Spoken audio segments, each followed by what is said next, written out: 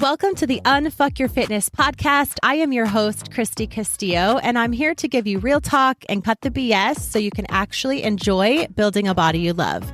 I'm a personal trainer obsessed with giving you simple action steps to take you from feeling stuck to feeling sexy. Let's go.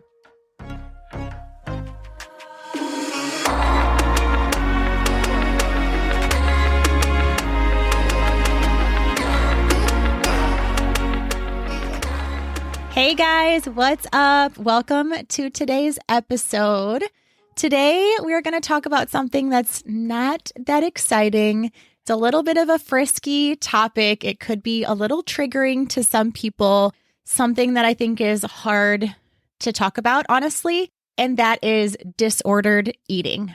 I'm not necessarily going to talk about eating disorders as far as severe eating disorders, but I do want to talk about the fact that disordered eating is a thing. So let me explain. This episode is inspired by my clients. When my clients first come to me, they really struggle with nutrition. And this was me too. So I know this is really hard. There are so many things out there as far as clean eating and all of the things that you can do, the different diets that are out there to go along with clean eating. Whole foods, you have the low calorie diets, the low carb diets, the low fat diets. We have Weight Watchers where, you're counting all the food has a number, I guess, associated with it. And so you're kind of counting every single thing that goes into your mouth and, giving it a number and like associating it with either good or bad. There's just so many things out there, intermittent fasting, intuitive eating, like so many different things that we've all tried. And it becomes an obsession. We become obsessed with it. It is obsessive because it's something that if we don't understand, we keep doing all of these things, hoping that one of them works. And I did all of those things. So if you have, I'm not bashing you at all. I'm not saying that you shouldn't. That's just how it is. Because if we don't know what we're doing, we're just going to try things that we hear or see or we saw someone else do. And that's just the way that it is. So while I would have never thought that I had an eating disorder, and I still wouldn't say that I had an eating disorder, I think that term, in my opinion, or in my view anyway, it's reserved for people who have really serious issues with food and body dysmorphia. And I don't want to take away the severity of that. But I did have a very disordered way of eating. My relationship with food was awful. And I have a lot of ladies that come to me in the beginning of their journey saying things like this, like I eat really healthy, or I watch everything I eat. I watch what I eat. I, count everything I put in my mouth. I think I'm doing a really good job with my nutrition. I just need workouts. And basically, it's like they're obsessed with their nutrition, but they don't understand it. And they think that's healthy because they think if they're eating clean, or if they're eating mostly whole foods, or if they're counting everything that goes in their mouth, or if they're intermittent fasting, like if they're quote unquote like doing something, right? I'm doing low calorie, low carb. So they think that it's fine. And I think that's just kind of what we've been taught is like if you're on a diet or if you're doing something that you're doing a good job. I'm on a diet right now, so that should be like praised, like that's a good thing. And eventually, as my ladies go along with me and they learn how to eat and they learn how to fuel their body through macros, they really look back on their journey of this diet cycle and realize that it is disordered eating. And so I have a lot of clients that come to me and say, I'm actually realizing that I've struggled up until now with disordered eating, like with having an eating disorder. And what had been like years of eating healthy is the furthest thing from the truth because you don't actually know what healthy is. Eating low calorie and basically starving yourself of calories or carbs is the furthest thing from healthy. And so I really want to bring awareness to the fact that we all have a disordered way of eating. And if you think about it like that, it becomes a little bit alarming. When it was brought to my attention that the way that I looked at food was a disordered way of eating, I was kind of shocked, like, really? But, when I really looked at it, it was like I counted every calorie and I measured every bit of food that I ate into a little container first to make sure that it was the right amount. Some of my ladies know all the nutrition information of every single restaurant, or they'll Google it before they go just to make sure that they know exactly what to get. I've had anxiety before about having to get meals out that I didn't plan on getting, or going to someone's house and not having control of what they make. I have clients all the time that are like, I'm making a casserole. How do I put that in my macros? And it's just very obsessive. Like, how do I track this? How do I track this? And it becomes crazy. And the way that I teach my ladies is so much more simple than that. But we're taught that we have to do everything like to the extreme. We think that like fried foods are bad. Carbs are bad. Ice cream is bad. Oreos are bad. I remember, I've told this story before of my kids would eat little pizzas when they were little and they wouldn't eat the crust. And if they would throw the crust in the trash can, I would get it out and eat it and hide and binge eat basically the crust from the trash. If I didn't get it out of the trash can, I would have them bring it to me and I would like hide in the kitchen and eat this crust thinking that carbs were bad. And I didn't want anyone to like see me doing that.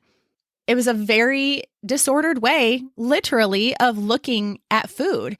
And I didn't want that to be the way that my kids grew up. I remember looking at, when you look down at your legs in the car seat and they like flatten out. And I remember thinking, oh my gosh, I'm so fat. I have all this fat on my legs. Like, well, I'm supposed to. I remember Thanksgivings that came up recently because it was Thanksgiving a few weeks ago, that I would sit at the table and not eat the stuffing or not eat the mashed potatoes. Or if I did, I felt terrible afterwards.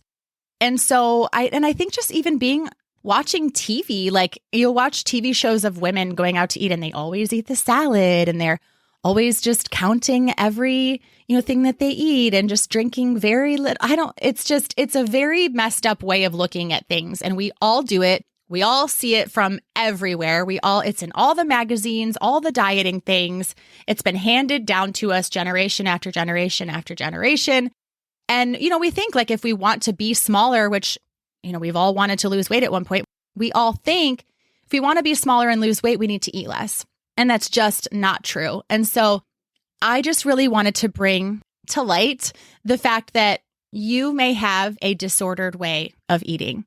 And I mean that in the best way, because I want to also tell you that there is another way. You don't have to live like that. Once I figured out that wanting my body to actually lose fat and thrive, right? I wanted to have energy and I wanted to thrive, have a good looking body and a strong body and a good, strong life. And I wasn't hardly eating anything. Like I limited my calories and yet wanted to be strong and feel really good. If you're not feeding your body like hardly any food or enough food, or you're just feeding it processed shit all day, your body's not going to look good or feel good or function well. I mean, when you really get down to it. And so the way that we've been taught to look at foods is just a really messed up way of looking at foods. And when my ladies come to me, and seriously, I have some ladies that I will tell them to eat some rice, eat some potatoes, and they will say, I haven't eaten rice or potatoes in years, or bread, carbs, God forbid, right? And I remember the feeling. And so I totally relate. I totally empathize with them. And then I remind them that I am living proof. I am living proof of this journey. It took me a long time to be able to eat rice. And when I did, I only ate brown rice. Thanks, Beachbody.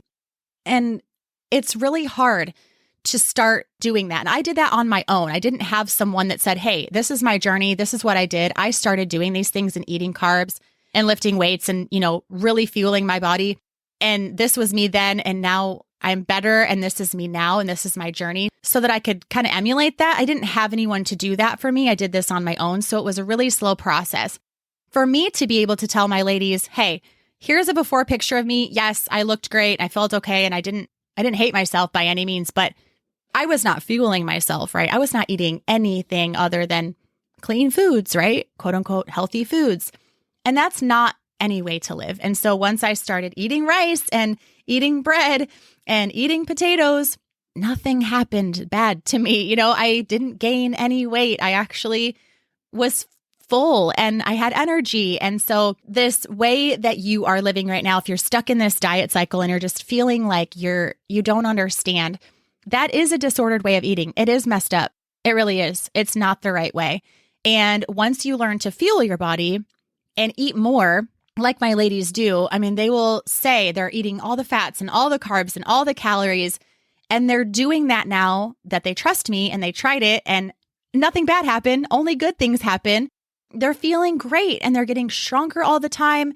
And their body's changing in ways that they didn't know how to do, right? They want to have these curves and this sexy figure and muscles and, look lean. And you don't know how to do that without some help. And so when I teach them all of the things, physically, they change so drastically. Also, on top of that, benefits are thickening of your hair. Some of my clients have had hair loss. And when they start to eat, their body is able to obviously produce better and their hormones are better, their metabolism is better. And so they will experience new hair growth. A lot of my clients have lightheadedness. That was definitely me. And so fueling their body helps them to not feel lightheaded all day and they feel good, again, satisfied, fulfilled, and they just feel fueled. They feel fueled. And it's those times when I get these messages, and that's what inspired today's episode was I get these messages from my ladies on occasion, kind of out of the blue, that will say, hey, I'm finally seeing results. I'm finally seeing progress. I'm trusting you. I'm doing all of the things and I'm feeling amazing. Not only is my body looking different, but my hair stopped falling out or my skin looks better. My face looks better. My eyes look brighter. My headaches are going away. I'm sleeping better. Like all of these things that they didn't even realize were related to their fitness journey, really. And when you're starving yourself and you're doing that all or nothing, it's really hard for your body to function. And so there is a better way. I know that it's really, really hard. And I know that you can think that you're doing a good job when you're dieting. And even though you're stuck and you don't really love it, but you feel like if you're on a diet or you're doing something that's better than doing nothing, but it's not necessarily, because it could really be setting you backwards. And so I just want to bring this to your attention. If you are restricting food groups, if you are counting every single morsel that goes into your mouth, if you have anxiety about going out to eat, if you are obsessed with food, period. If you are obsessed with food, either eating a lot of it, not eating much of it, only eating certain kinds, cutting it out, that's a little bit of an eating disorder. That is disordered eating. And there is such a better way. I know that some of my clients do actually eat and binge and then make themselves throw up. That would be like a lowest of low. And that's really, really hard to hear them when they come to me with that. But if that's you, I also want you to know that that's different than dieting. That's more serious, but there definitely is hope for you. And I hope, and I know that by sharing my journey and my story of my disordered eating, no, I never did make myself throw up, but there were definitely times where I made myself sick, beating myself up for it, sneaking foods, hiding things in the cupboards that I would buy just for myself, just to eat whenever I was stressed out, or, hiding foods. And I definitely had that disordered way of eating, and food controlled me for so long. And it breaks my heart when I hear ladies out in public all the time, talking about their next diet or what they're going to do, or they hate their body, or these jeans don't fit. And it's really, really sad for me to hear people talking like that. They just don't understand. But you have to take back that control that you've given away. You have to understand that there is a better way. And I know that sharing my story helps. And I really hope that by continuing to share my story, my wins, my losses, my clients' wins and their losses, and then their wins again, because this is an ongoing cycle, that it will inspire you, that you are not alone and that you can get through this, especially someone in my position as a personal trainer or a coach, or just someone online who's not. I don't talk very much about my past with those types of things. Maybe I should, but it doesn't mean that I haven't been there. It doesn't mean that I don't understand. It doesn't mean that I'm perfect by any means, or that I didn't struggle with that. I just took the time to continue even when I did struggle. You're not going to gain weight by eating more calories and eating more carbs and, really figuring out what your body needs. Your body will actually thank you for that. So I hope this was helpful. I know it's a little bit taboo of a topic. No one wants to talk about eating disorders or disordered eating, or sometimes we don't even really want to take responsibility for what we're actually doing to our bodies. But it is ultimately up to you. And having someone in my position to really be real with you, and also someone in my position who has helped not only myself, but hundreds of other women to be able to get control of this. It's so powerful. And so I just want you to know that you're not alone and there is hope. And the way that you are living in this diet cycle, it's not okay. It's not your fault. You've been trained to do this. Look around you. It's everywhere. But there is a better way. All you have to do is reach out to someone that you trust, make sure you trust them, and get some help and really take back control and change your ways. So thank you so much for being here during this episode. I would love it if you shared it with a friend. I know that we all know someone, including ourselves, who has struggled with this. And I think it could really, really be beneficial in helping women all over to be able to take control and just live a much better life where we don't fear food and we're not obsessed with food. So thank you for being here, and I will talk to you next week. Thanks for listening to today's show. Go ahead and leave a rating and a review. And of course, follow the podcast so you don't miss out on any future episodes. And I would love it so much if you came to connect with me over on Instagram at Christy Castillo Fit. I will see you next time.